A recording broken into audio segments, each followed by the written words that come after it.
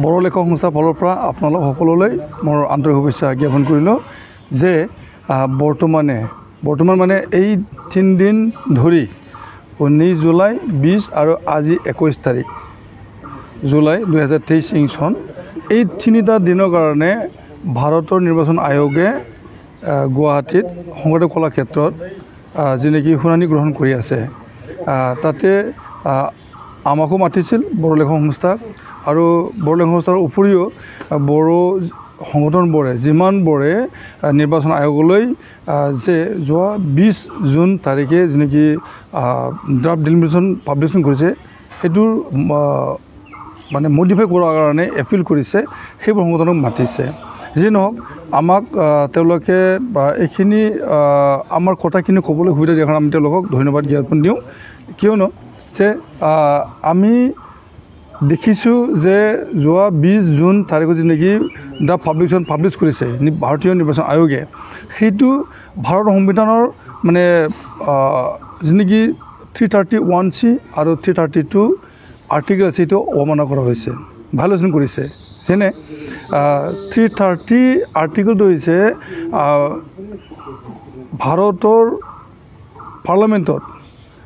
MP হ'বলৈ কাৰণে কোন কেনে যাব সেইটো তাত লিপিবদ্ধ আছে আৰু তাৰে 331 চিট যিটো উল্লেখ কৰিছে তাতে স্বায়ত্তশাসিত জিলাসমূহৰ পৰা কেনেকৈ বাছনি হ'ব সেইটো স্পষ্টভাৱে উল্লেখ কৰা হৈছে যে তাতে কেৱল জনজাতি মানুহ নাইবা জনজাতি কেণ্ডিডেটেহে তাত ইলেকশ্যনত থিয় হৈ পেলাই নিৰ্বাচিত হ'ব সেইটো লিখা আছে আৰু ইয়াৰ আনপিনে 332 আৰ্টিকেলত উল্লেখ কৰিছে যে যিকোনো ৰাজ্যৰ বিধানসভা সমষ্টিলৈ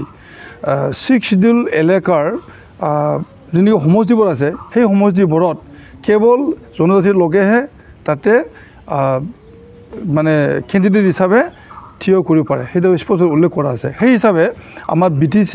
যেনে এলেকা 2003 চনৰ 10 ফেব্ৰুৱাৰী চুক্তি স্বাক্ষৰ কৰিছিলে BLT ভাৰত চৰকাৰ আৰু অসম চৰকাৰৰ সেই চুক্তিত BTCটো গঠন কৰা হৈছিল জ্যেষ্ঠ অনুসূচী নাইবা 6 শিডিউল আণ্ডাৰত আৰু 6 শিডিউল আণ্ডাৰ মানে স্বায়ত্তশাসিত জিলা 4টা জিলা সামৰি পেলাই এইটো গঠন কৰা হৈছে সেই মৰ্মে 331C আৰু 332 আৰ্টিকেলটো প্ৰযোজ্য হয় কিন্তু যোৱা 20 জুনত যেনেকৈ ড্ৰাফ্ট পাব্লিকেশ্যন কৰিলে ডেলিমিনেশ্যনৰ তাতে একদম সম্পূৰ্ণভাৱে মানে ভায়োলেট কৰি পেলাই এই ড্ৰাফ্টখন পাব্লিছ কৰিছে BTCখনৰ যেনেকৈ 5 সেইটো 5টো তেওঁলোকে দিবলৈ তাত এৰেঞ্জমেণ্ট কৰা নাই সেইটো আমি প্ৰতিবাদ জনাইছোঁ বড়ো লেখক সংস্থাৰ ফালৰ পৰা আৰু আমাৰ বড়ো লেখক সংস্থাৰ লগতে বড়োৰ বিভিন্ন জনগোষ্ঠী সংগঠনসমূহ তাতে প্ৰতিবাদ কৰিছে এতিয়া আমি বিচাৰিছোঁ যে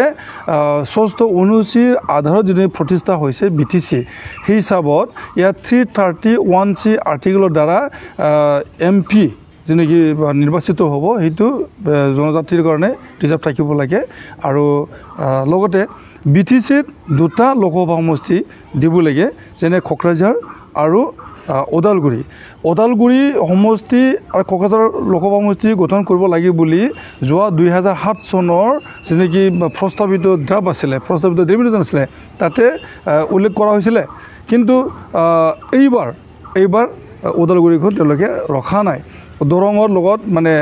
2টা বাক্সা জিলাৰ MLA সমষ্টি আৰু 4টা ওদালগুৰি সমষ্টিৰ পৰা সামৰি বাকী 5টা নন 6 শিডিউল এলেকাৰ সামৰি 11টা সমষ্টিলৈ 11টা MLA সমষ্টিলৈ তেওঁলোকে MP গঠন কৰি বিচাৰিছে দৰং নামত সেইটো আমি একদম প্ৰতিবাদ কৰিছোঁ আৰু আমি ইলেকশ্যন কমিশ্যনলৈ যোৱা 10 জুলাই তাৰিখত মানে গৈ পেলাই আমি প্ৰতিবাদ সাব্যস্ত কৰোঁ লগতে আমি আমাৰ দাবী তাতে উত্থাপন কৰি আহিলোঁ সেই মৰ্মে আমি যোৱা 19 তাৰিখত নিমন্ত্ৰণ পালোঁ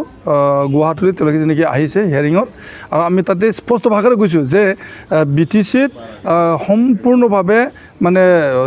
6ষ্ঠ অনুসূচীৰ আধাৰত 331C আৰ্টিকেল এপ্লাই কৰিব লাগে আৰু 332 MLA নিৰ্বাচনৰ ক্ষেত্ৰত যে ইয়াত 15টা চিট দিয়া হৈছে MLA আৰু 15টাৰ ভিতৰত মাত্ৰ 6টা জনজাতিৰ কাৰণে সংৰক্ষিত কৰা হৈছে সেইটো আমি অপ'জ কৰিছোঁ